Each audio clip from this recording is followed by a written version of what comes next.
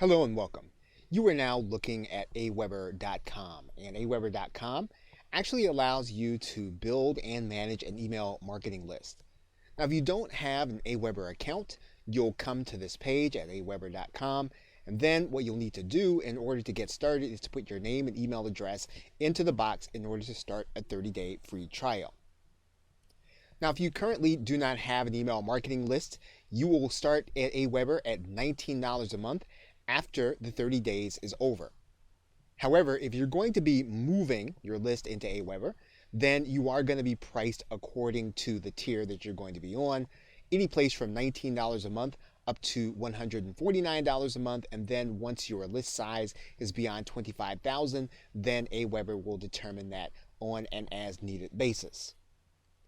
When you get started with Aweber, you are going to have to put in a credit card in order to get started because they're going to want to be able to bill you at the end of the period. And of course, you'll need to decide whether or not you're going to be billed monthly, quarterly, or annually. There are some price breaks if you do so quarterly and annually. Finally, they're going to have you agree to their service agreement. You are going to want to read that for your own information. So now once you've read through the service agreement, you can then sign up for Aweber. Aweber will give you a login and password, and then what you'll need to do is to put that login password in order to log in. Once you are logged in, you will then be ready to start creating lists for your online business. Okay, so with that, thanks, and I will see you in another video. Hello and welcome. Now in this video, we're going to start the process by creating a list. And what you'll do is you will go inside of your Aweber dashboard. You will go to click the link that says Manage Lists. And what you'll see here is you'll see a green button that says Create a List, and you will go and click that button.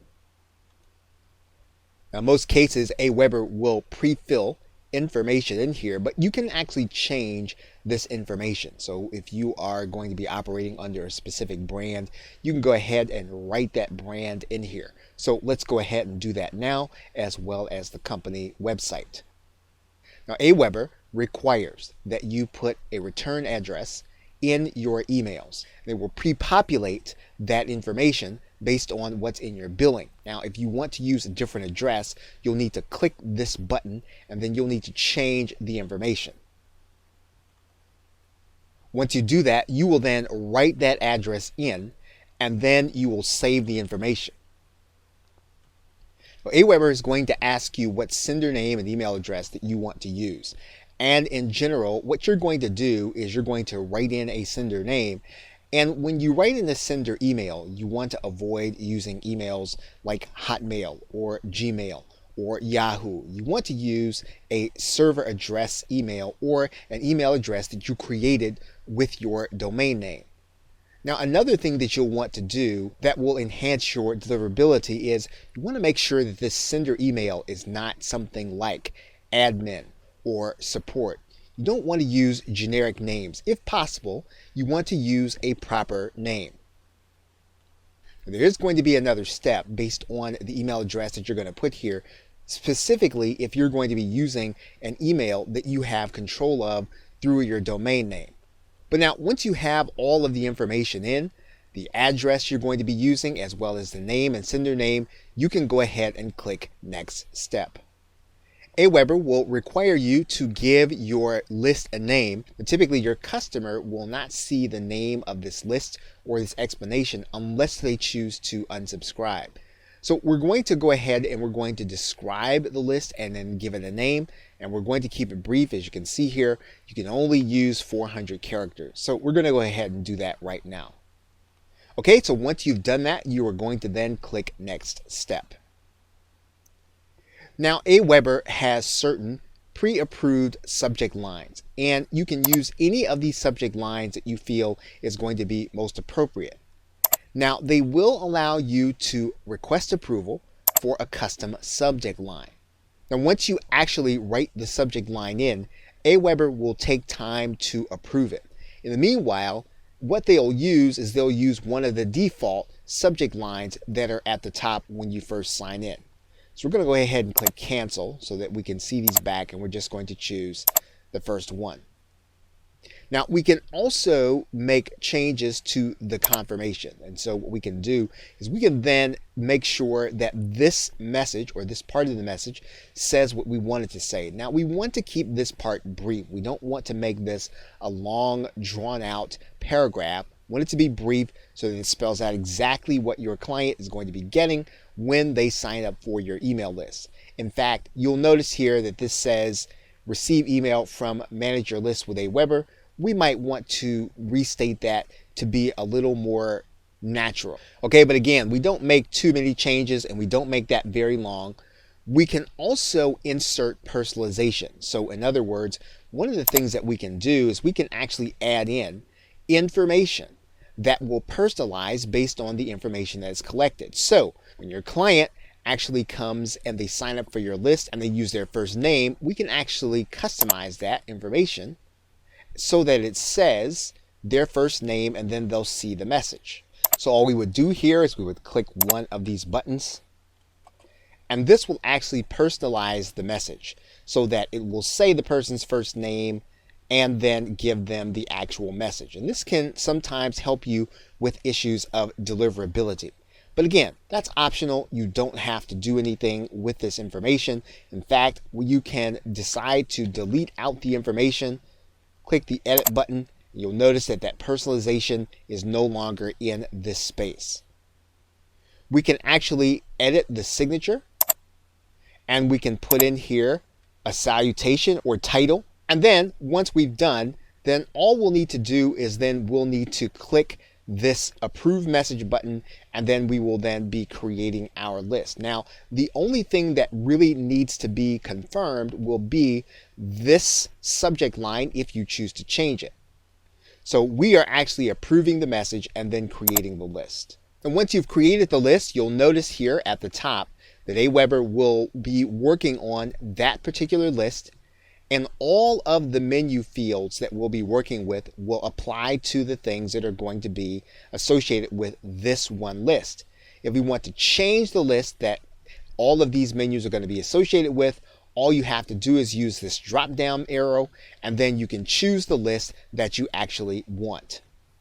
Okay, so we have now created the first list, and we will now move on to some of the menu items. Okay, so with that, thanks, and I will see you in another video.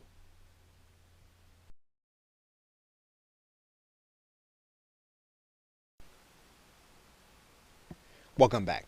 Now that you have created a list, you can now import users from another autoresponder into Aweber, so that if you have previously had an autoresponder account with another company, you can take those same leads and bring them into your Aweber list. So let's take a look at how to do that. Now, even though every autoresponder company is different, we are going to take a look at GetResponse, and we're going to take contacts from GetResponse and we're going to move them into Aweber. And the way that you do this in GetResponse is you'll go to the contacts area. You will then click search contacts. You'll then click view all contacts. You'll then click the specific list, and then you'll click search. That will then narrow down all of the contacts that you're going to move into a file and then move into Aweber. So once you have this list inside of GetResponse, you'll click the actions, and then you'll click export. You'll then write a file name, and then you'll click the export button. Once you've done that, GetResponse will give you the opportunity to then click a download button to get your file. Now that your list has been moved, you can now go back to the Aweber dashboard. What we're going to do is we're going to import that list in the CSV file into the list that we have just created inside of Aweber. We can do that by going to the subscriber area, and then we're going to go and click add subscribers. We're going to take a look at this button that says import more than 10 subscribers.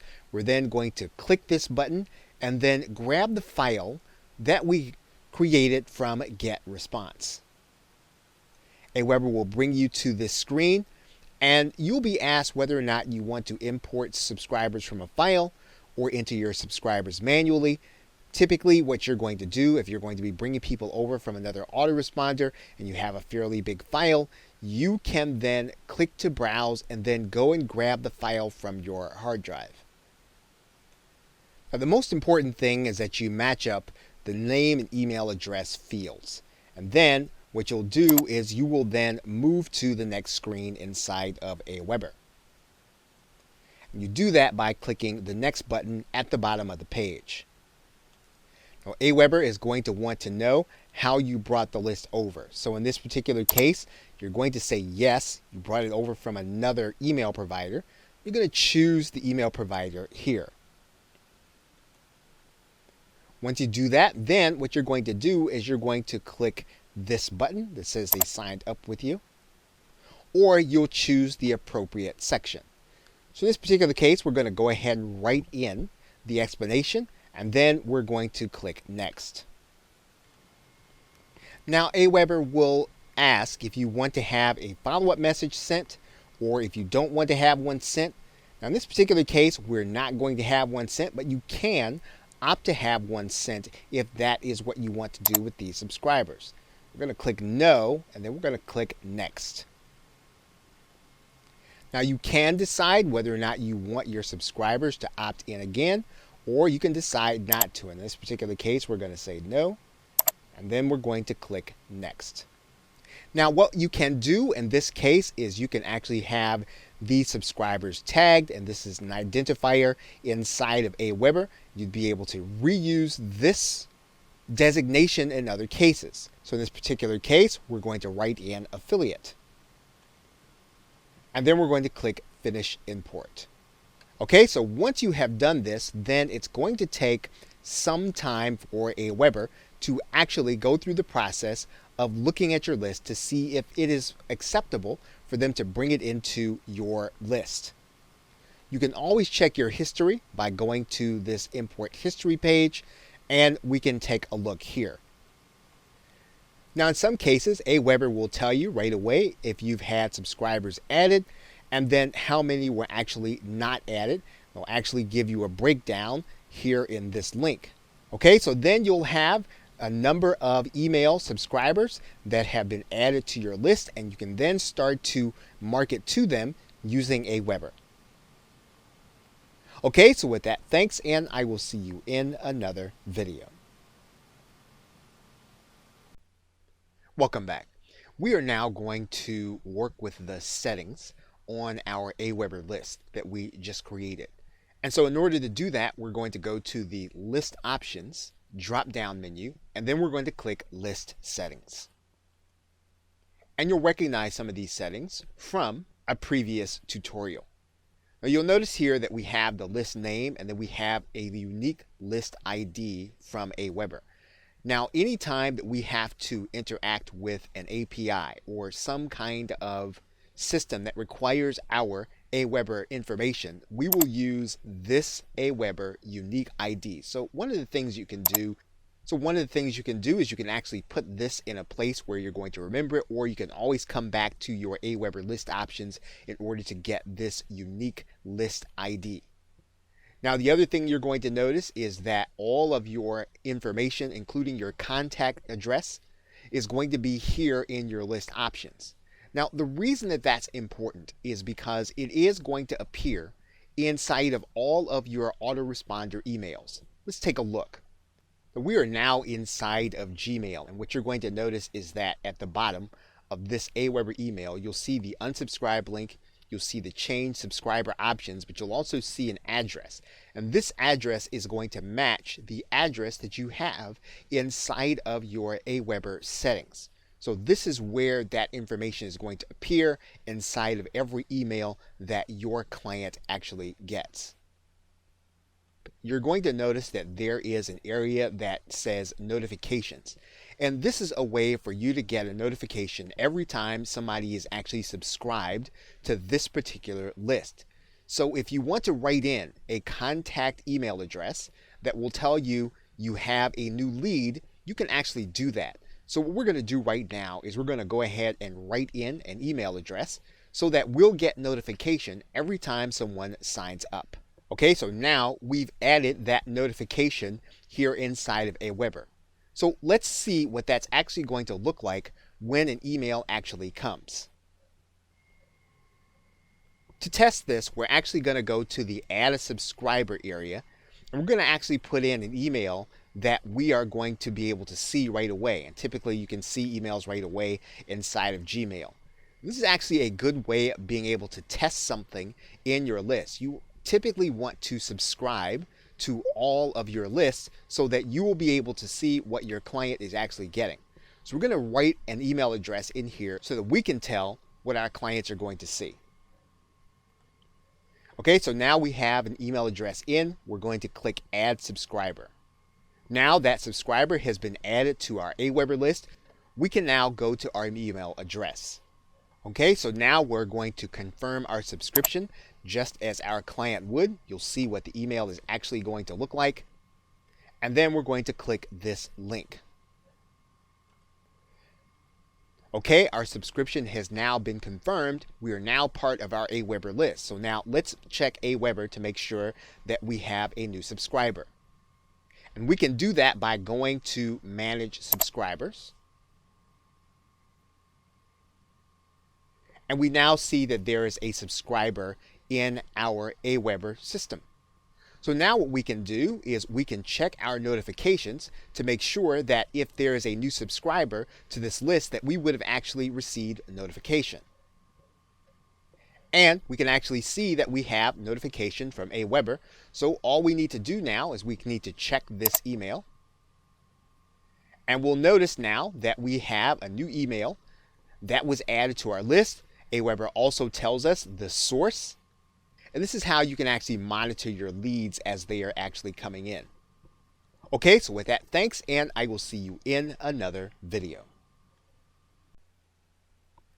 Welcome back. Now in this video, we're going to pick it up from the basic settings, and we're going to now go to this link that says Personalize Your List. Now you'll recognize the company branding that we did when we set up the list. You'll recognize the website URL. Now, we didn't write an email signature in here. Now, let's go ahead and write in an email signature as well as to upload an image into the logo area. So now that we have our branding in place, what we can now do is we can now start to customize our broadcast archive. We can do that by first connecting with Twitter. And what this button is going to do is it's going to allow us to connect to Twitter so that our Twitter followers will actually get a copy of our broadcast as we send it out. So all we have to do is click this Connect with Twitter button, and it will integrate with the Twitter account that we currently have open. Now, if you are already logged into Twitter, all you'll have to do is click this Authorize app. If you are not currently logged into Twitter, you will need to connect to your Twitter account in order to give access to Aweber so that it can connect with the app. So we are now going to go ahead and click this Authorize App button. And so now our Twitter account is now connected to our broadcast archive. We can do the same thing using Facebook. And you'll see a button here that will allow you to click and then connect to Facebook, where you'll have access to all of your pages to actually publish your emails to your Facebook account. So when you click this button, it will connect to Facebook. What you're going to notice is that you will have access to all of the pages where you are an admin. Now, this will only work if you're already logged in to Facebook. And obviously, if you're not logged into Facebook, when you click that connect button, you'll need to log in. Once Aweber connects to your Facebook account, it'll pull in all of the pages where you are an admin. If you will not be using your broadcast on those pages, you can actually go in and you can X them out. So in this case, that's what we're going to do. We're going to X out all but one page that we'll be using for our email broadcasts. But once you have that connection, you're going to want to make it your default Facebook post. So what will then happen is that you will have the opportunity inside of all of your broadcasts to post them automatically to this Facebook page. Now, there are a couple of other settings that we'll want to take a look at for our broadcast archive. Now, what we can do in our broadcast archive is we can actually include some place where someone can sign up, as well as our Twitter link. But before we do that, let's take a look where this link says preview your archive, and then we can get a better sense of what a broadcast archive actually is and how you can use it. And you'll see here that the email broadcast archive is a page that's hosted by Aweber that will have a number of your broadcast emails. And you will be able to determine which of your broadcast emails actually go into this broadcast archive. And you'll actually see that in a later video. But this broadcast archive will allow others who are not part of your email marketing list to read your content and then to be able to sign up for your email. They'll also be able to follow you on social media and to subscribe to you by RSS. Now, the last thing we're going to discuss in this video is your being able to have a look at what your unsubscribe page is going to look like.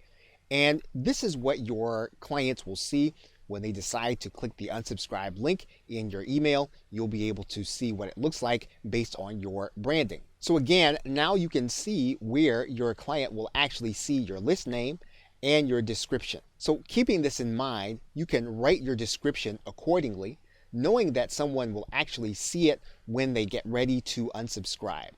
Okay, so with that, thanks, and I will see you in another video. Welcome back. Now, in the list settings area, you'll notice that there is a section for global text snippets. And global text snippets are going to be pieces of code that you're going to be putting inside of your emails that you use on a regular basis. So, for example, let's say that there is a domain name that you use repeatedly throughout your writing of emails. Well, what you do is you'd write a snippet for it. And the way that you do that is you'd designate the snippet, and let's go ahead and write in one now.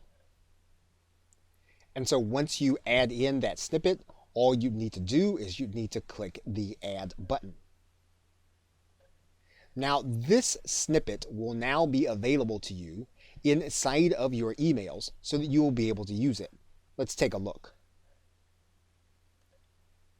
As we are drafting our email, we would come inside of our text area.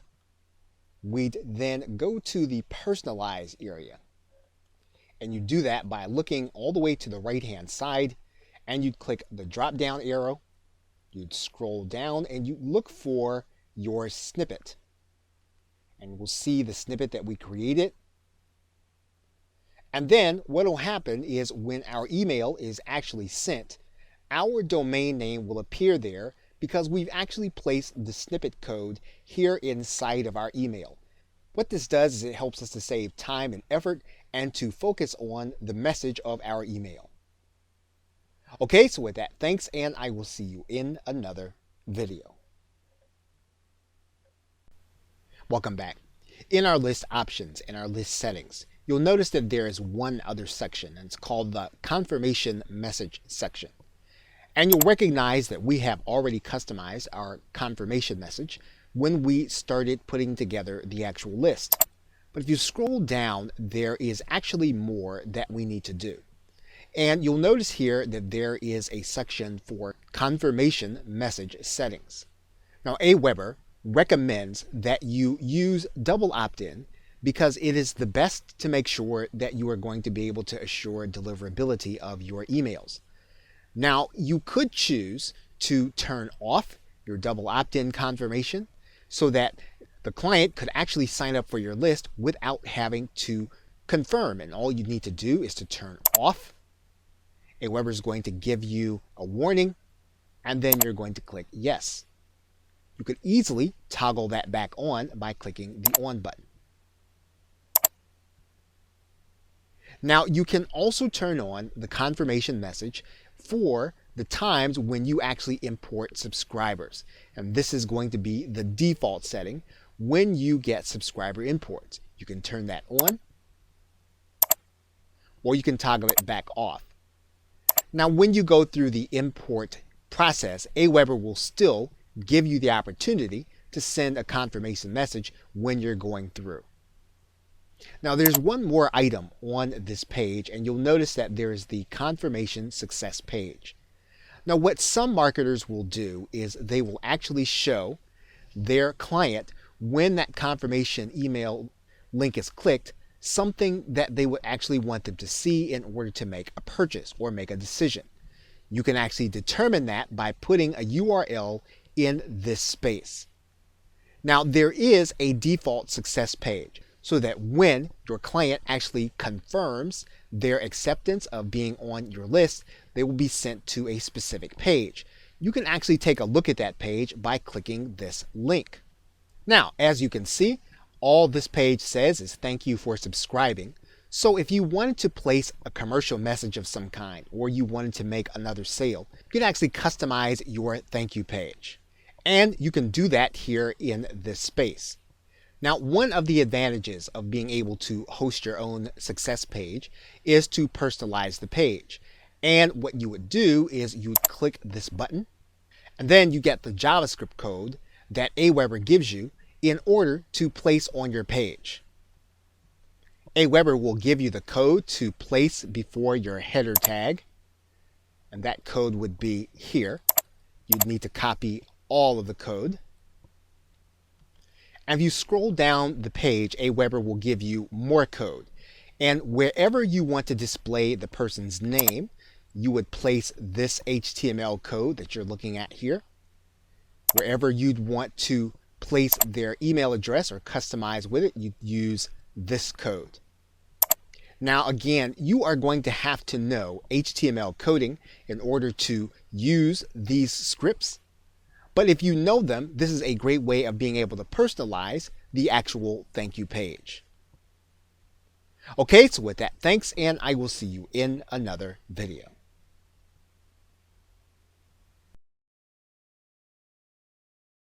Welcome back. Now in this video, we are going to go over the custom field setting, and you'll find it by going to the List Options menu and then clicking Custom Fields. Now a custom fields setting is for each individual list. So for the list that we created, we can create a certain kind of information that Aweber will store and that we can collect on any particular web form that we have when we create one. So for example, we can collect an address, a phone number, and we can create any kind of field that we want based on our business. So in this particular case, we're going to create a custom field that we will use in a later sign-up form. Now, one of the things that we can do is we can give our subscribers the opportunity to update this information when they actually go to their subscriber options. So this would allow your subscriber to actually go back, even if they didn't have the opportunity to sign up with their birth date. They could change their subscriber options after the fact. So we'll click Subscriber Update, and then we will click Add. So now what we have is we have a custom field that we'll be able to add to any of our sign-up forms when we create them for a customer's birth date. And we can continue to add fields up to 25. Okay, so with that, thanks, and I will see you in another video. Welcome back. Now in this video, we are going to set up our list automation, and we can do that by going to the List Options menu and then clicking on List Automation. Now list automation allows us to move people between lists when certain actions happen.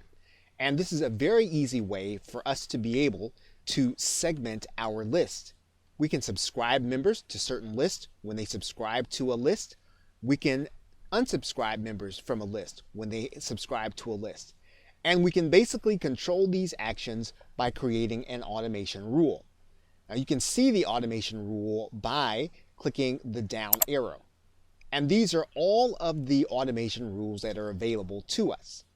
We can unsubscribe a person from this list when they subscribe to a certain list that we already have. We can unsubscribe someone from this list when they unsubscribe from a certain list. We can subscribe someone to this list when they subscribe to another list. And this is a great way of being able to get people onto lists when they take certain actions. Now, creating a rule is as simple as determining which list you want to interact with and then setting the rule. So we can have someone unsubscribe from this list when they become part of a certain list. Now, this will be of particular use to us when we automate the process of putting someone onto our email marketing list when they actually make a purchase. So that if someone is part of the list that we're on, and this happens to be a prospect list or a new introductory customer list, we can have that person removed from that new introductory customer list to a more focused customer list when they purchase a certain product. This allows us to market effectively. And we can do that all inside of our list automation. So once we determine the list interaction, all we do is click the Save Automation rule. And then we have the rule in place. If we decide that we don't like the rule and it isn't working the way we'd like it to work, we can actually go to the Delete button and take the rule out. Okay, so with that, thanks, and I will see you in another video. Welcome back. We are now going to go to the Reports menu, and we are now going to take a look at the settings. And what you'll notice is that the settings are actually the analytics setup. And this will allow you to track your activity to your email so that you'll be able to tell what kind of email you sent that caused sales, what kind of emails that you sent that caused certain activities. And this is a very good way of getting intelligence on how effective your email is. Now, there are a couple of steps in order to get analytics set up on your site with your email. Now, you'll notice here that step 1, Aweber talks about the premium analytics and the suite of features. And the first thing you're going to need to do is you're going to need to copy this HTML code onto every page that you like to track. So in other words, wherever you want to track activity on your site, you'll need to copy this code and then place it inside of the body tag. So what we're going to do right now is we're going to copy this tag, we're going to right click, and we're going to copy, and then we're going to head to our website. Now, Aweber instructs you to put that JavaScript code within the body tags. Now, if you were to use one of the popular web page builders for WordPress, which is OptimizePress, you would put that tracking code in this area where it says after the body tag, and you'd place this here. What you would do then is you would then click Save Settings. Once you did that, it would be time to head back to Aweber. And then you'd click the Continue to Step 2 button. Once you did that, you would want to then write in the web address where you actually placed the analytics code. Once you had the web address, you would click the Add button. Now, Aweber is officially tracking website clicks on the site where you placed the web address. Now, what we want to do within Aweber, and it gives us the opportunity to do, is to track sales, and we can do that by putting in a goal web page. Now, after website clicks, what you'd want to do is you'd want to track sales. So you'd want to place in this space a page where your client has to go one time after they have completed a sale. Now, you'd write in the goal description once you did that. So you'd pick up a page in your website that is a thank you page that your customer would visit one time. So in this case, we might select a download page that your customer would actually visit. And then we take the address of that page and we'd head back to Aweber. And what you do is you'd place the page in the goal page URL. You would describe the goal, and then you would track the particular event inside of Aweber. So you can track sale, CPC, CPM, or a page hit. And you could determine a particular monetary value for the page once it had been hit. So in this particular case, we can track a sale, We can say that the monetary value of hitting that page is $17. And then we can click the Add button. When you're tracking sales, you want to try to get a page that your client will visit one time. In verification with Aweber, if a customer visits this page twice, it will actually be counted twice, and that might throw off your monetary value, so you do want to keep that in mind.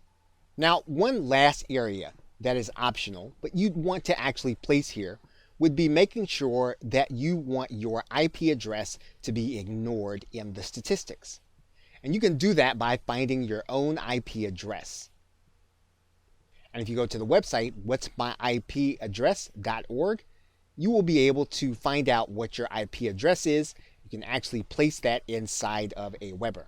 Once you've gathered that IP address and you've written it in, you can actually click Add.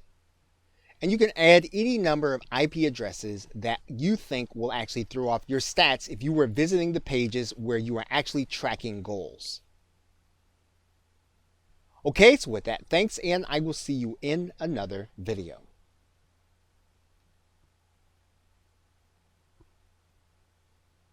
Welcome back. You are now looking at the Reports tab inside of Aweber, and what you'll notice is that in this Reports tab, if you go to the Reports tab and you go to the Individual Reports link, that'll bring you to the Reports dashboard. And there are two sections of the Reports dashboard. You can look at your account overall, or you can look at the individual statistics for one particular list, which is the one you have enabled in the right-hand corner. Now, if you look at your activity in any particular area, you can look at the data, or you can look at it according to individual leads. You can also look at it in detail if you click this link. You can look at your accounts over time, or you can look at it on a particular day, as you can see here. You can do the very same thing by looking at your account in aggregate in the account reports area. Now, if you want to look at the account's revenue and what your email is giving you over time, you are going to need to track activity and set goals.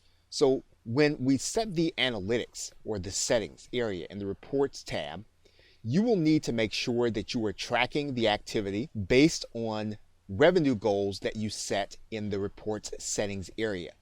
This is how Aweber tracks your revenue inside of your reports, bringing it down to the detail level with individual leads, as well as detail down to the day. But again, if you don't track the revenue from inside of the settings area on each individual page, you will not have any detail for account revenue over time. That is the only way that you're going to be able to get it. Okay, so with that, thanks, and I will see you in another video. Welcome back. We will now look at the sign-up forms, and you can get to the sign-up forms by going to the sign-up forms tab and clicking this link. Now, when you first reach the sign-up forms tab, you can actually click this button, which will take you through a wizard. We're going to go ahead and we're going to click this green button to create our first sign-up form. This is actually going to bring us to a screen where we can actually design our own opt-in form using the templates that you see here, or a plain transparent template, which you'll see here. You'll also notice that there are fields, and you'll notice that we have a field that was created earlier in our custom fields area. So if you wanted to create another custom field, all you need to do is to click this button, create a new field. It's the same field function that we found in the list options. Now, this template builder will allow you to preview each form as you build it, so that if you want to know what your form is actually going to look like, you can click this preview button. Now, if you get this error message, that means then that you have pop-ups blocked, and you'll need to enable them in order to see your preview. Now, in Google Chrome, this will mean going to the right-hand side.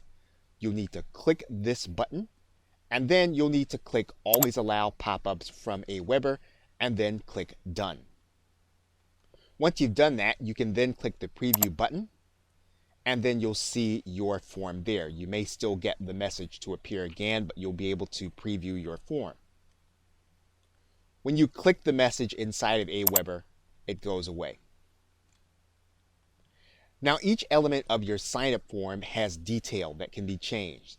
For example, you can change the detail in the header by clicking this link, and you'll notice that you can change the background color or the border, and you can even go into some of the advanced options to put in images and to pad some of the margins.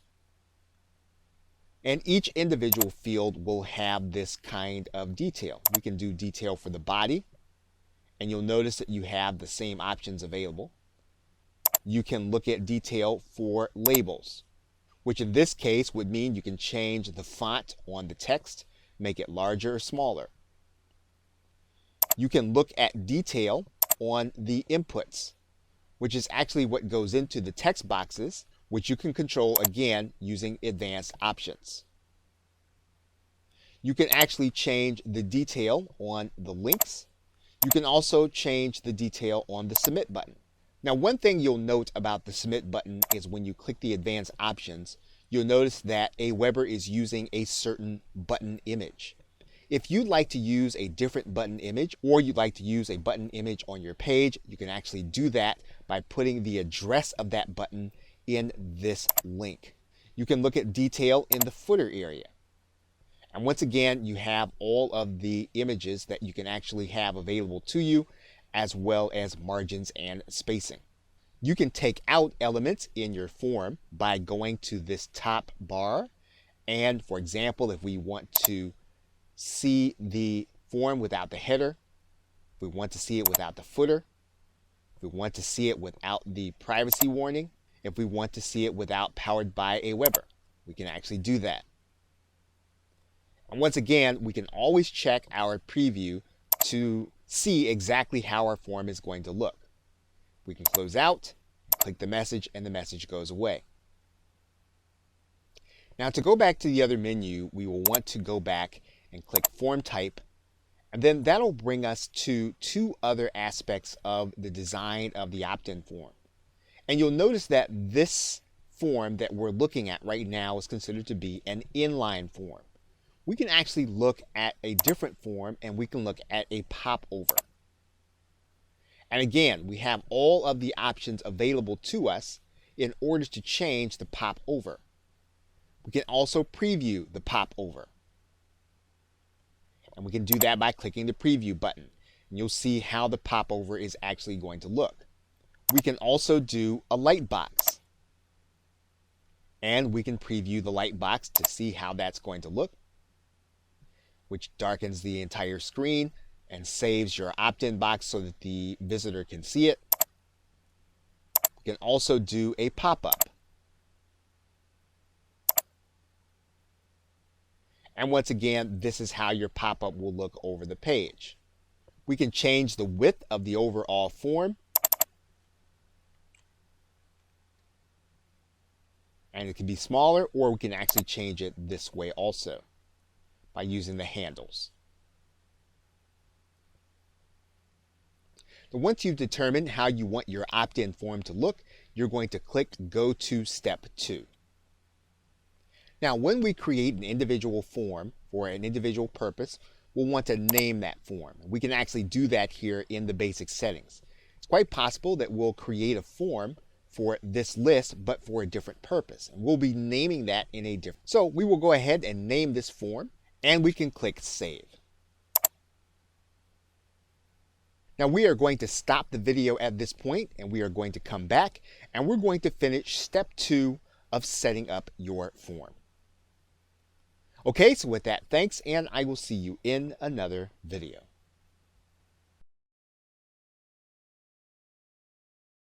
Welcome back. We are now at step 2 of setting up our sign-up form.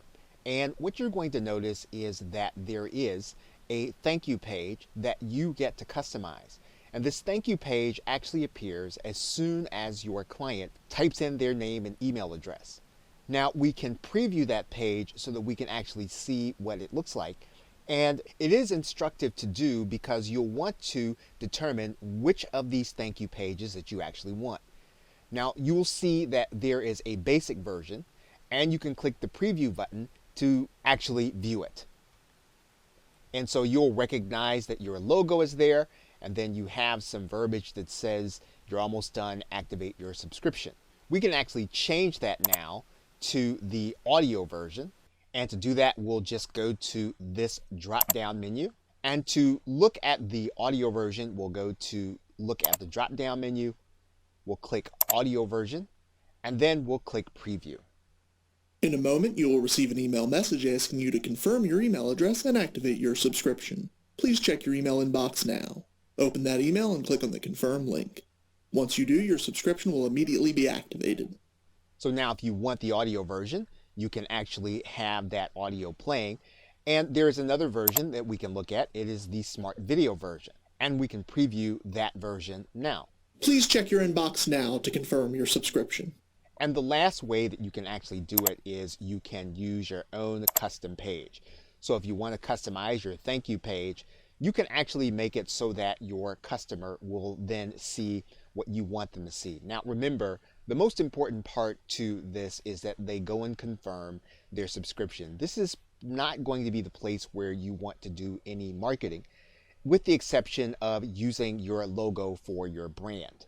Now you'll also notice that there is an already subscribed page, and all this does is when the client is actually trying to sign up for your email marketing list, they will be shown a message that says that they are already subscribed.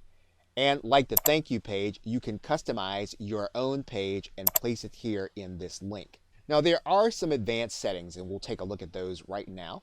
And we can determine for each individual list how we want the follow-up messages to start. Now these are the messages that are going to appear automatically in your client's email box if you have them set up. So if you don't have any auto-responding outgoing messages set up, you don't have to worry about this. Now if you're going to be putting JavaScript code on your thank you page, your custom thank you page, you can actually have the form pass information so that you can personalize that page. This would allow your client to see their name and or email address on the thank you page when they sign up. And it is a way for you to be more effective in getting them to actually see the value in going to get what you've promised them when they sign up for your email marketing list. Okay, so that is all for step 2. We will now go to step 3. Okay, so with that, thanks, and I will see you in another video. Welcome back. We are now ready to go on to step 3, and we'll want to save any changes that we made in step 2 by clicking the green button. That will save our form, and then we're going to click go to step 3. You're going to have a section where if you are comfortable installing your form using HTML, you can click this box. If you're going to have your web designer or coder install your form, you can actually send them an email through this link. And if you're going to have Aweber host the form on their site, you can actually do that also. So we're going to start by looking at the first choice, which is I will install my form. Once you open the install my form link, you'll see that there are two sides. You'll see a JavaScript snippet and a raw HTML snippet. Now let's talk about the two snippets.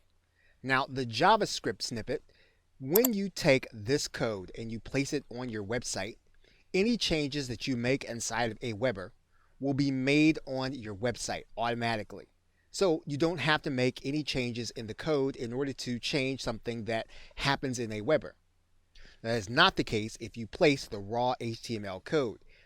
The HTML code you use, if you make any changes in Aweber, you're going to have to come back and get the code again to have those changes reflected on your website. Now, another difference inside of the raw HTML version is that you'll notice that there is a box here that you can include beautiful form styles or you can uncheck them. And you'll notice that the code actually changes. Now, in some cases, when you're testing or when you're just trying to get a form to work, you should use a basic unformatted form, and this will put the basics onto your website in the code using the form that you create inside of Aweber. Now, if you do want the additional formatting that Aweber offers, you can actually use the beautiful form styles. So we're going to now close the install my form box. I'm going to open up the my web designer will install my form, and what you'll notice is that all that's here is your designer's email and a message. So what this will do is this will allow you to send a message to your designer with the code so that they can put it onto your website. Lastly, you'll see here that there is a box here that says have Aweber host my form.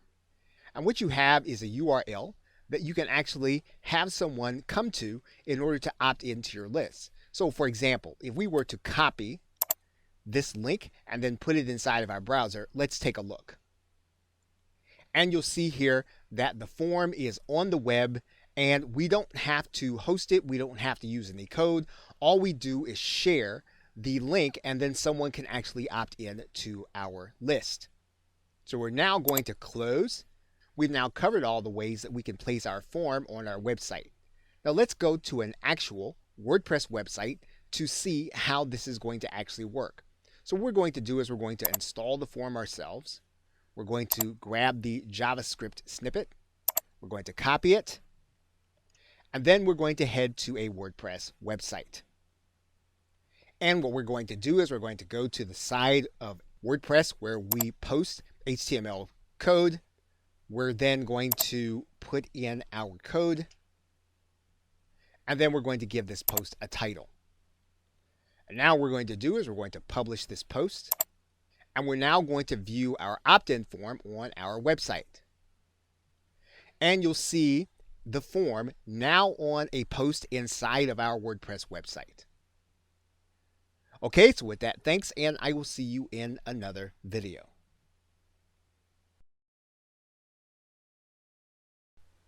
Welcome back. We are now going to talk about one of the main integrations you'll be using with your Aweber account.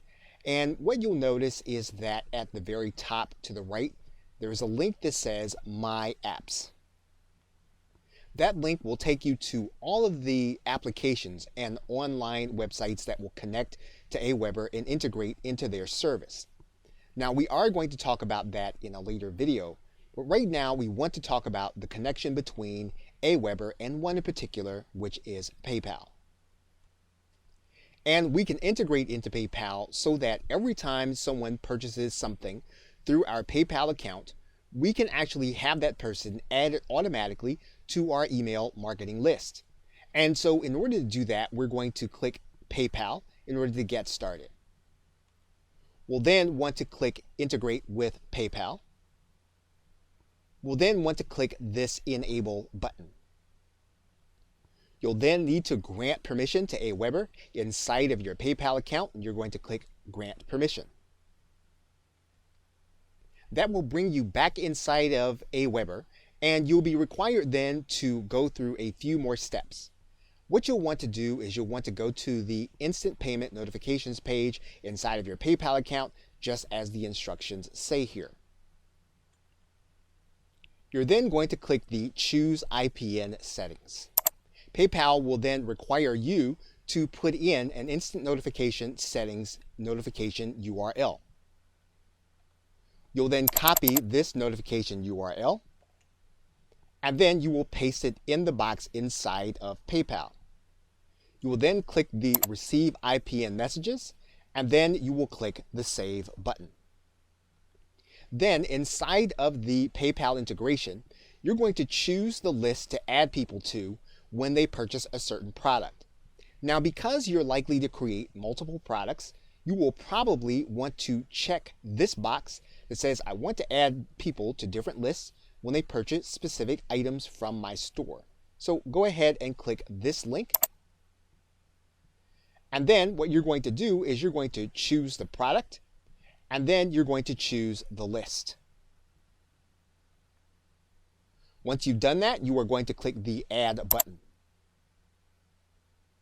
And then you will have an integration so that whenever a person purchases this product from you with your PayPal button, they will then be added to your Aweber list. And then every time you create a product, you'll want to come back to this integration and then continue to add products to different lists inside of Aweber. Okay, so with that, thanks, and I will see you in another video.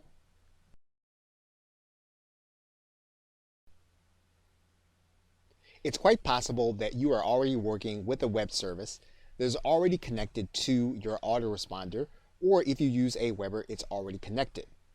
Now, in many cases, those integrations are direct.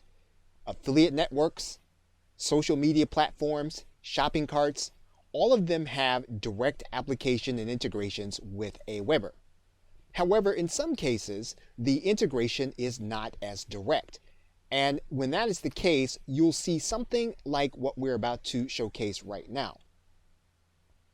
For example, if we want to integrate GoToWebinar with Aweber, we would click this link. And we would find that this integration actually happens through a third-party company called Zapier. So to start this process with GoToWebinar in Aweber, just as we would do with any other app that uses Zapier, we click the Enable button. This will actually take us to the third-party site Zapier. Now, Zapier has both a free and paid account, and you'll have to determine how much you'll be using based on the pricing. But you'll be able to see the potential integrations with GoToWebinar as well as Aweber. For example, you can add GoToWebinar registrants to an Aweber mailing list. So in other words, someone signs up for your webinar, they get automatically added to your Aweber list. Someone signs up to your Aweber list, they get automatically added to your GoToWebinar. So you'll have to choose the integration that you actually want, and then you'll need to get started with Zapier. And in this particular case, Zapier says you'll need a GoToWebinar account active and an Aweber account. That's going to be the case with any integration you do. You're going to need access to the services that you're going to want to integrate. In this case, we're working with GoToWebinar and Aweber. We're going to click Create this Zap. Now, GoToWebinar and Aweber require a premium trigger. So at some point in your process, you are going to have to pay Zapier in order to have this trigger happen. But we're going to click Continue. Now Zapier is going to require that we log in to GoToWebinar. Now we'll come back to Zapier once we've logged in, and we're going to click Continue. Now you're going to have access to the account that you are now logged into, or you can connect a different GoToWebinar account. You want to click the Test button to make sure that your account is actually working with Zapier. So go ahead and click the Test button. You want to make sure that you have the green Success button, and then you'll click Save and Continue. You'll then select a webinar and then click Continue. You'll then want to click Fetch and Continue. Once you click your test and you'll see that it's successful, you can then click Continue. So the Aweber action is going to be to create a subscriber. We're going to click Continue. We're going to test or connect an Aweber account and then click Save and Continue. So we've chosen our account. We've now chosen the list. And now what we want to do is click Continue. So we want to test the system through Zapier, so we'll click Create and Continue. We've actually already added this email to the list, so we'll skip the rest of the test and then click Continue. Now because this is a premium service, Zapier is going to look for a payment at this point. You can pay monthly, or you can pay annually, or choose to upgrade your account in order to continue with the integration. Now, this integration is premium through Zapier. In some cases, your integration will be direct. If you must have the integration, then Zapier will be the easiest way to have that integration done. And if not, and you want to just do it manually, you can do it that way. Okay, so with that, thanks, and I will see you in another video.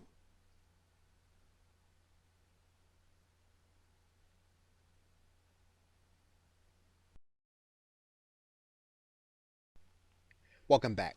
We're now going to go to the Messages tab, and we're going to go to the first tab, which is called Drafts.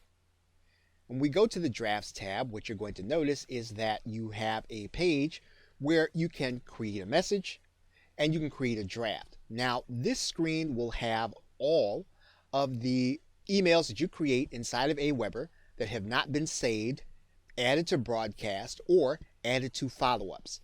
So because Aweber auto-saves your email, you will be able to keep track of all of the emails that you are writing, and you'll be able to have them in this area. Now, in order to get started writing an email, what you're going to do inside of the draft button is you're going to click create a message. Now you have three choices.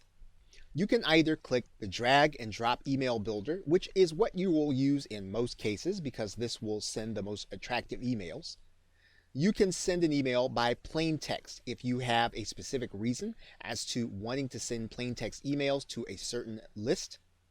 Or you can also use the HTML editor if you know HTML extremely well. Now, because most entrepreneurs will be using the drag and drop editor, we're going to actually start with this builder. So let's click this link.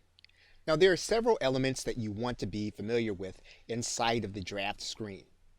The first you want to be familiar with is going to be the template box.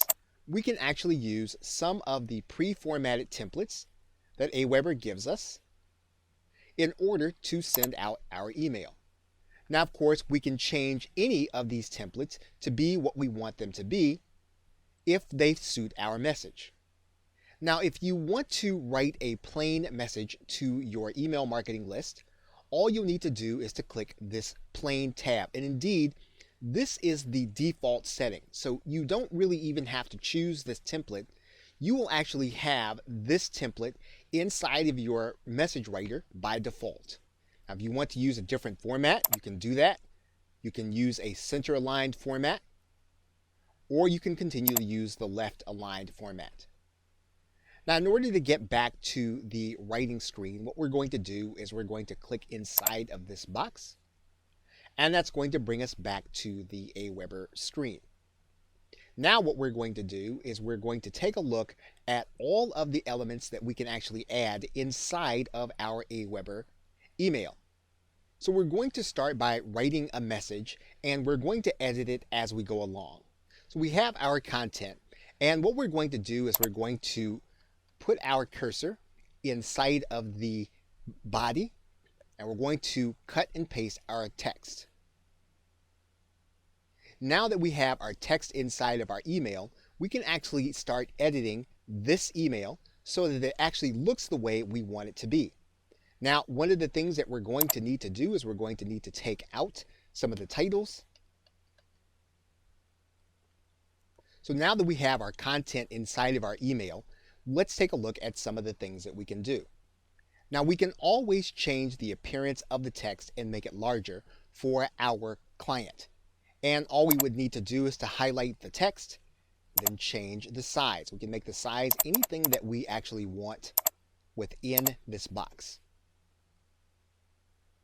So now that we have the text at the size that we actually want it, what we're going to do is we're going to personalize the email. Now, one of the things that you'll notice at the very beginning is that this email is going to be personalized. And it's being personalized with a common personalization code, which is first name fix. That means that Aweber will look at the code and it will try to determine the first name based on what's in the box. And this is actually a better code than just first name. It will look at all the available information and try to put the best fit for the first name. So in most cases, you will continue to use first name fix. However, you could use a different personalization code. And if that is the case, then what you do is you go to the personalize field, you pull the drop down menu, and you choose one. For example, you could use the full name, or you could even use the last name. So whatever personalizes the email for your market and your niche, that is what you want to use in the personalization area. We're going to go ahead and take this information out. Now, one of the things you'll notice at the bottom here is that Aweber is auto-saving our email. But we do want to make sure that we put a title in here so that we'll know what we've actually worked on when we look in the draft area. Now, what we can do as we go along is we can actually preview and test the email to find out what our clients are actually going to see. Now, one other thing that we're going to do in this video is we're going to take a look at the background color of our email. Now, naturally, we have a white background because that is the default setting. However, you can change the background color. We can click that link and we can make that background color whatever we want. If we wanted it to be a little more gray, we could click apply. It's a very easy way of adding some kind of branding to what we're actually writing. We can actually go back to this background color and then click apply. And every time we go along, what we're going to do is we're going to click preview and test so that we can actually get a sense for how this email is going to look when it appears in the inbox of our client. Now what we're going to do is we're going to go back. We're going to continue to work on this email and we're now going to click save.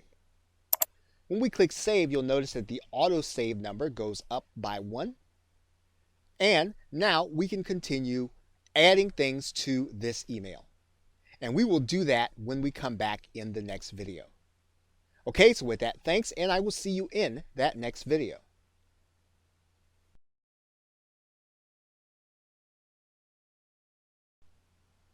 Welcome back. We're now going to pick it up inside of the writing screen, and inside of the text editor, you have all of the same editing features that you would have in any other word processing document. So, for example, once we place the cursor inside of here, what you'll see is that you have a toolbar that is enabled to you. So that means that you can take any of these words and you can make them bold. And by clicking the B, you can take the bold off. You can do the same thing for italics. And clicking again and turning the italics off, underline, and strike through. You can also change the actual color of a particular text by clicking apply, and then when you take the highlighter off, you'll see it. You can change it back to black.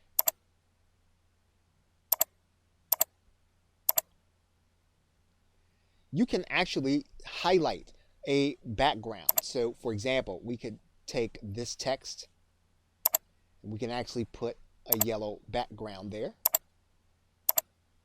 And you'll see that there is a background. We can take that background right back off and click apply. So you have all of the same text features that you would have inside of any word processing document. You can also bullet point, and you can take the bullet point off. Now you'll notice that didn't go back exactly the way you wanted it to, so you may have to do some editing. So you want to make sure that you can work with all of the features inside of your word processing to make your document look the way you want. And again, remember that all you'll need to do is to click the preview and test button to take a look at how it's actually going to appear to your client. Now, Aweber will allow you some drag and drop features inside of your newsletter. So what you could do is you can use any of the features that you see on the left-hand side menu by dragging and dropping. So, for example, we can drag and drop a headline in here. And we can write that headline in. And we can take that box right back out. Now, one thing that you may be doing is you may be adding an image, and you can actually do that by writing in and dragging and dropping the image inside of the editor. And you can take the editor back out. You can drag and drop a video into your box. And what you'll notice when you actually set up the settings for this video, we do that by clicking inside of the video. We can actually put a video URL inside of here, and we can actually have the thumbnail to appear. So let's do that right now. We can write in the title, and then we can even determine the destination URL for the video. If we decide we don't want it, we can take it right back out. We can add in a button or a button code. And of course, if we click on top of the button, then we can actually send people based on them clicking that button to the page that we want them to go. and we can take that button right back out. We can add in our social media contact, Facebook and Twitter. And by clicking on Facebook and or Twitter, we can actually customize where we want those links to go. We can add in a product link, and this is much the same as a buy button. So we can actually edit the image. We can add an image, and then we can have it linked. We can have our button, which will send people to a page. So we have total customization over this particular product image. We can add in a coupon. And of course, we can actually write in what we want to see inside of that coupon and take it back out. And then we can add in our logo. Now again, with all of these images, we can actually size these down to what we want them to be. We can click inside and adjust them from there.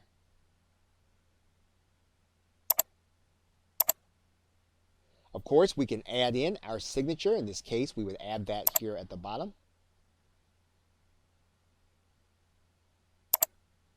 And we can even add in a divider.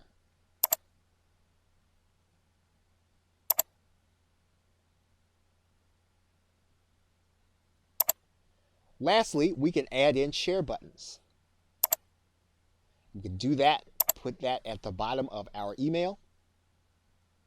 And this will give people the opportunity to share the content on their social media. Finally, if you do something and you don't like the way it looks, you can always go and do the undo button or use the redo button, which will take you back one step to where you actually started, and then you can have the text where you were. And of course, Aweber is auto-saving your information as you go. You can always go back to a previous version at a particular time. But the best way to do that, if you can, is to use the undo and or redo buttons. Okay, so with that, thanks, and I will see you in another video. Welcome back. When you have completed your drafts, one of the things that you can do is you can actually place that draft inside of your follow-up series. And these are actually your autoresponder emails. So in this particular case, what we're going to do is we're going to start this video by clicking the Add to Follow-up series. Aweber is going to give us a message and let us know that this is going to be the first follow-up message. So in other words, when a subscriber signs up for this list, they're going to confirm their email address, and this email is going to be the first one they're going to receive. We're going to go ahead and click the Add to Follow-up series. Now, Aweber is actually going to place you inside of the follow-up area. And you'll notice then that you can now place your messages in order according to how your customer is going to actually see them. And these messages are going to be sent automatically. Now, each of the autoresponder messages are going to have settings. So, for example, let's say that we create a second and third message. And we're going to do that quickly, and then we're going to take a look at how we customize the settings. Now, we have gone to the draft section to draft both of our emails. And what we're going to do is we're actually going to move these to the follow-up area. So we're going to click Add to Follow-up Series. And what you're going to notice is with this email, follow-up number 2 comes one day after the previous one. We can actually customize this number. We can set it to 2, we can set it to 3, we can set it to wherever we want it to be. We can also have it to appear at a different time. So for example, we can have it to appear on a certain day if we need to. Or we can have it appear at a certain time. We can actually customize when this email is going to appear to all of our clients. We can actually send this email according to each subscriber's local time if we click this link. And then we can actually make it so that all of the days and times will apply to all of the messages in the list. Now, we're not going to do that in this particular case. We're just going to add this to the follow-up series. Now we have two messages in our follow-up. The second one actually comes one day after the first, and it starts at 9 a.m. We can now go back to the draft area, and then we can set the message for the third message. We can add that to the follow-up series, and we can make it so that this message actually comes 3 days after message number 2. We can then click Add to Follow-up Series. And now what we basically have is we have a campaign that we are determining whether or not the campaign actually works. Now, once we have determined that this campaign is actually effective, one of the things that we can do is we can actually share this campaign.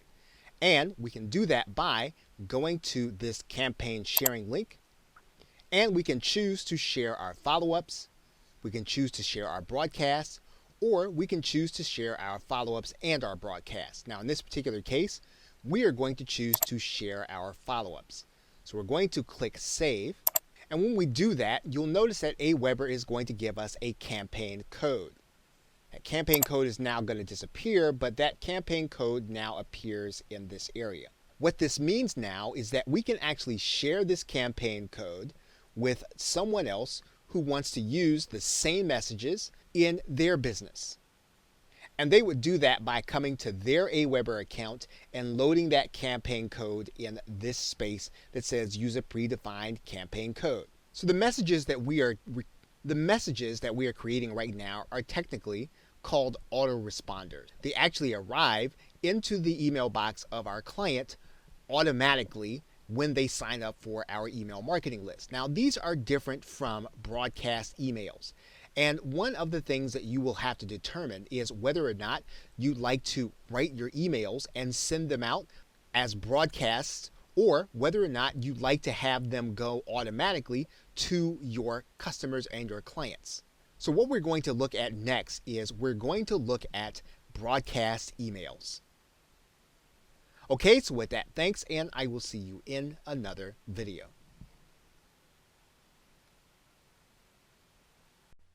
Welcome back.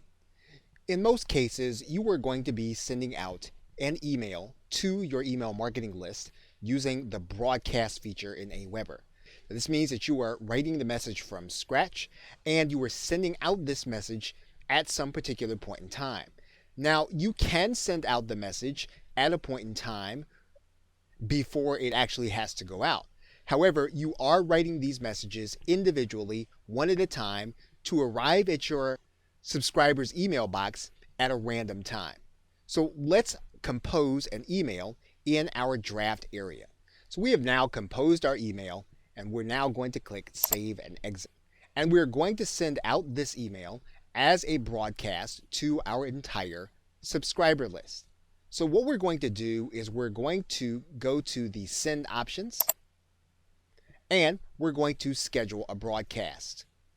Now, you'll notice that if you decide that you want to change the subject line, you can actually change it in this field, or you can leave it as it is. And in the first section, there are some decisions that you can actually make. So, for example, we can click the Edit button, and we're going to notice that you can actually produce your own broadcast archive. Now, that broadcast archive is actually already branded because we did that in an earlier video. So, for example, let's take a look as to how this broadcast archive will actually appear. Now, right now, we don't have any emails, but you'll notice there is our logo. You'll notice there is an opt-in page. And what we can do is we can share this broadcast archive just as we would any other web page. So when we publish to a broadcast archive, it's almost like publishing to a web page. And the same thing is going to be true with our RSS feed. Now, we can also post to our social media accounts, and we can do that to a particular page or a particular Twitter account. And we can do that by connecting to a new account in these areas. Now, we're not going to do that right now. We've actually already determined in our settings that we are not going to connect to Twitter or Facebook, but you can, so that your broadcast email will appear there.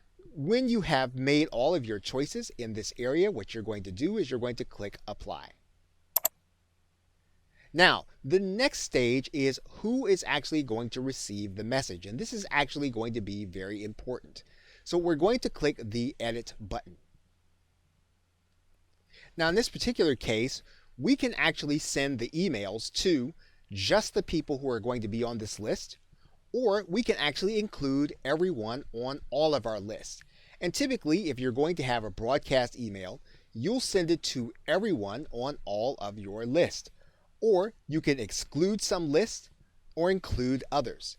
So in some cases, what you could do is you could include everyone in 3 lists and exclude everyone that would be part of another list. You have maximum flexibility over how you're going to actually structure who actually receives this email. Now, the other thing that you can do is you have some choices about who within those email lists actually are going to receive this email. In this drop down arrow, you notice that you can actually send to the active subscribers. You can actually send to subscribers that have only been added since today, or yesterday, or 7 days, or in the past year. What this does is this actually allows you to send to people who you can segment based on a certain pattern, and then you can actually market to them more effectively. Once you've determined who is actually going to receive your message, whether or not they're going to be included or excluded on your list, or whether or not they're going to be added at a particular time, you're then going to click apply. Now, another thing that you can do is you can determine when this email is going to be sent. You can click the edit button, and you can actually time this email so that it can be sent at a particular day on a particular time. We can go into the future,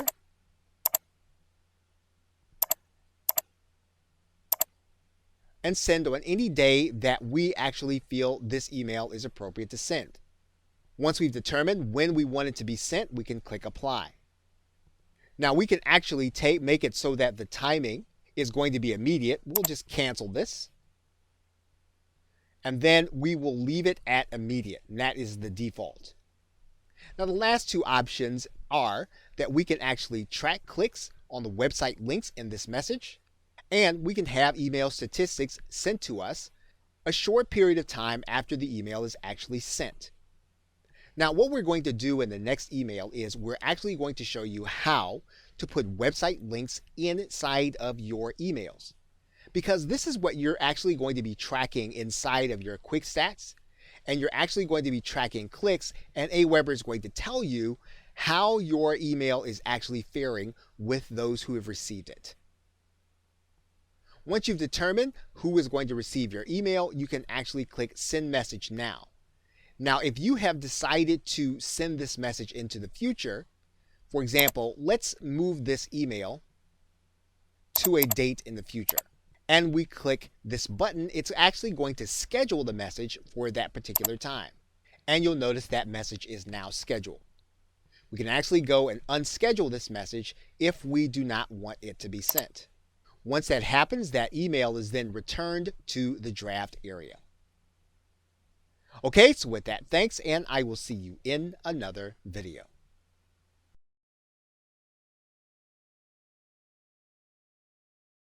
Welcome back. Now in this video, we are going to focus just on creating links inside of your emails. And these links can be created for broadcast emails. They can also be created for follow-up emails. What we're going to do is we're going to edit a message in our drafts area, and we can click the edit link, and that brings us to the edit screen.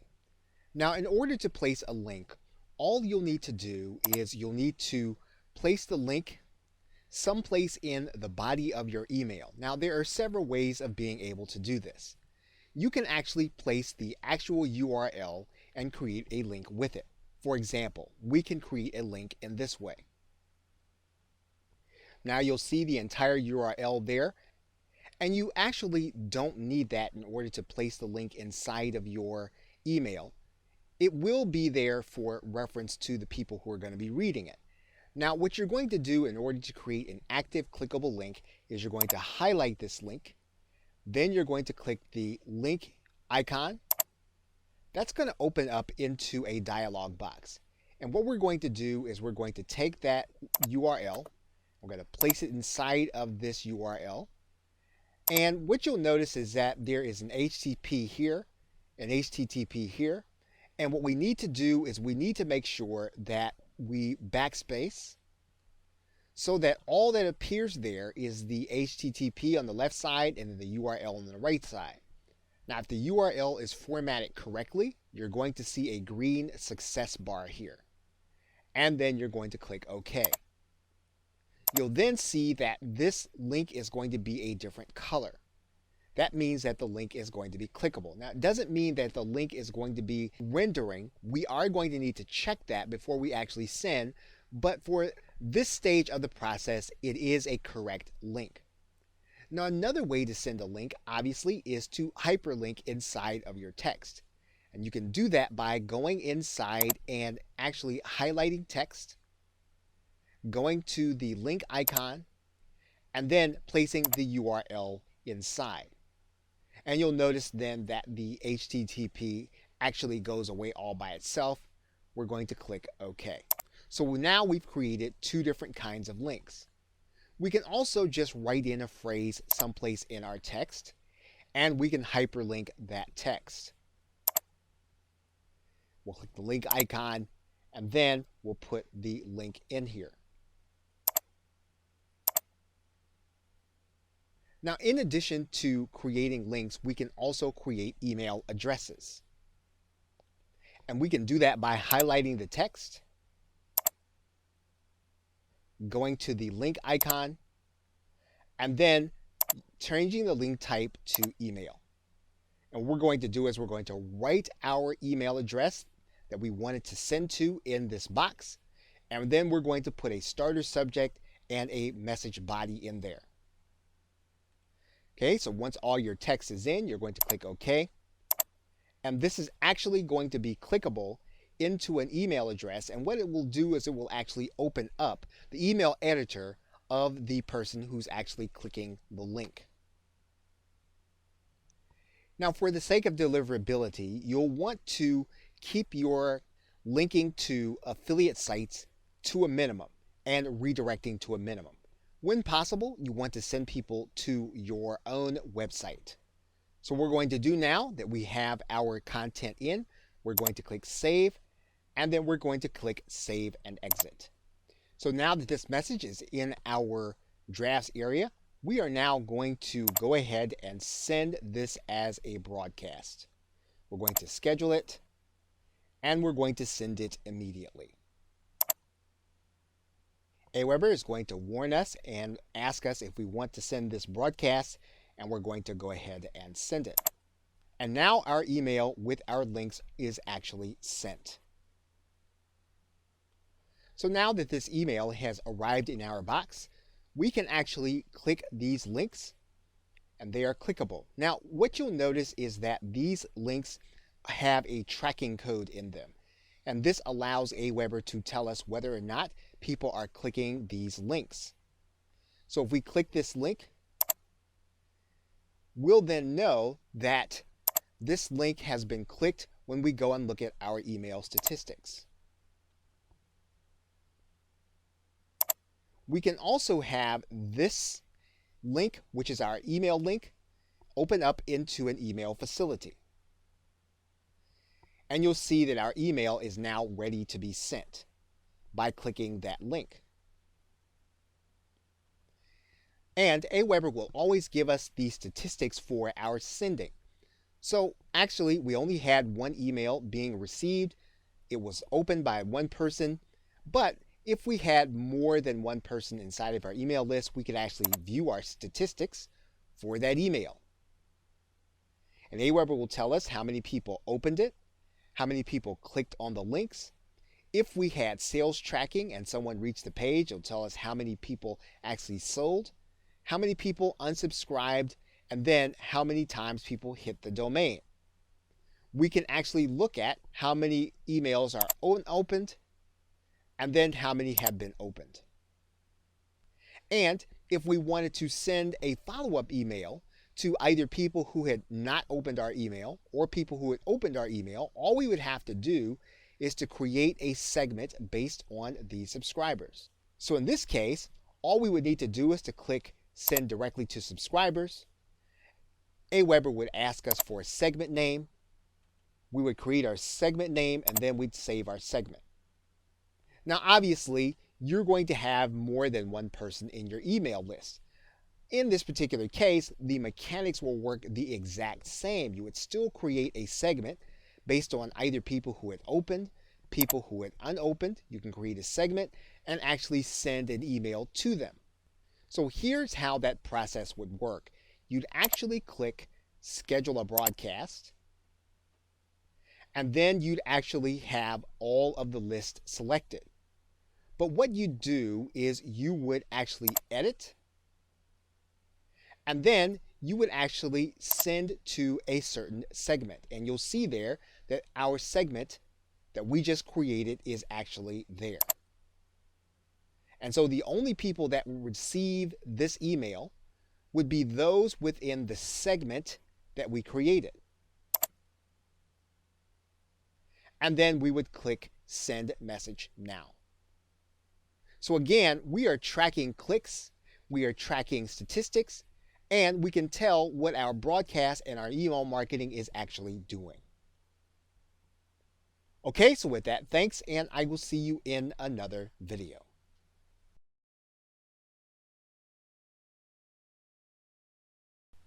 Now, one of the ways to create content for your emails inside of your draft will be to do a blog broadcast. And Aweber has that blog broadcast in the messages area, and all you'll have to do is to go to that link and then click create a blog broadcast. Now, if you are a blogger or a podcaster, you'll be able to create your broadcast by having your RSS feed URL. Now, this is going to happen every time you publish a certain amount of content. So what you're going to want to do is you're going to want to write in a subject so that your customers will recognize that this is going to be your content and that you have actually published something new. So you can actually write in here something like new post. You can actually personalize that subject line so that when the person actually sees the email, they're going to see their name, they're going to see that it is a new post. So what you can then do is you can write in a message that's going to appear every time that you have new content.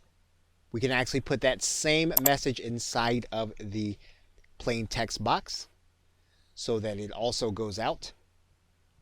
Now, if your content is from a WordPress blog, Aweber can actually tell you how to find the feed URL for your RSS. And typically, it is going to be in one of the forms that you see here. We can take that feed information and we can place that in our feed. And then we can actually choose a template. Now you'll notice that we've just got writing here, but we can actually use a template, or you can leave it in the plain format. And that is what we are going to do. Now, if you scroll all the way down to the bottom, you'll notice that we can actually control the send time of the content and the email. So we can actually send the broadcast either immediately or we can send it at a specific time. We can also determine how often we send the broadcast, which will not be dependent on how often we publish. So, for example, we can send a broadcast on a certain period of the day, a certain time of the month. We can send it automatically, and of course, we can continue to track clicks. So once we've determined how we're going to send our broadcast, we can then click the items, and then we can click Save Blog Broadcast. So now we have automated content so that whenever we actually have new content on our blog, it's actually going to be sent to people according to our post reaching the number 4. This is a great way of actually keeping the people who actually want your content well aware of what it is that you are doing. Okay, so with that, thanks, and I will see you in another video.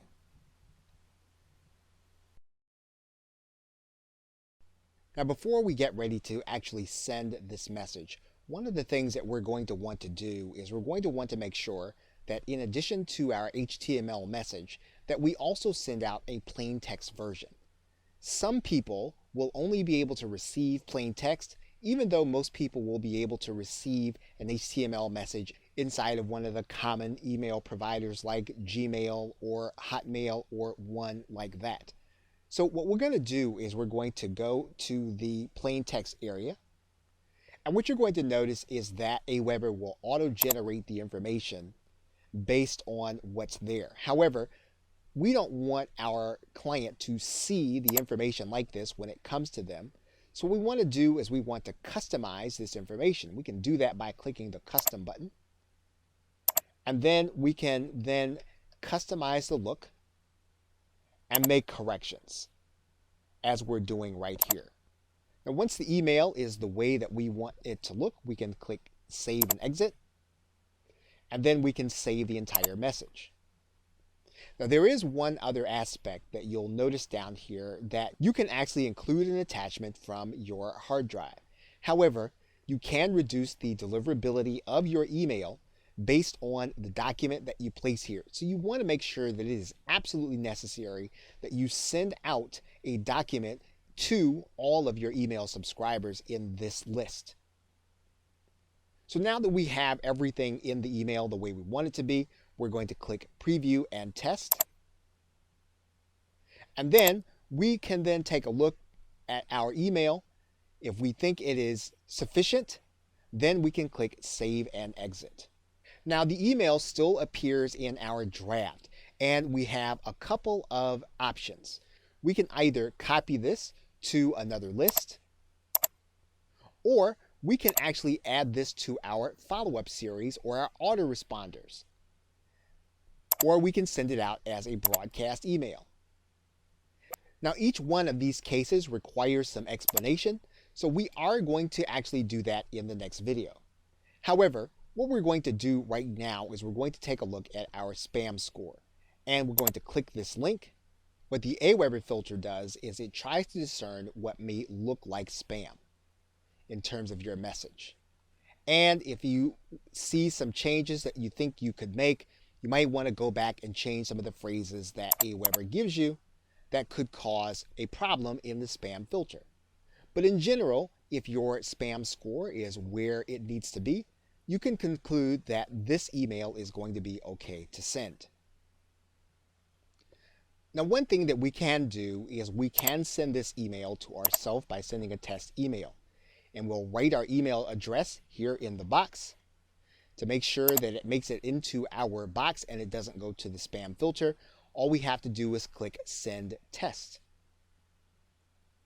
And when we see the email inside of our box, we've got a pretty good indication that this could be a good email and it will actually make it to our customer. Okay, so with that, thanks, and I will see you in another video.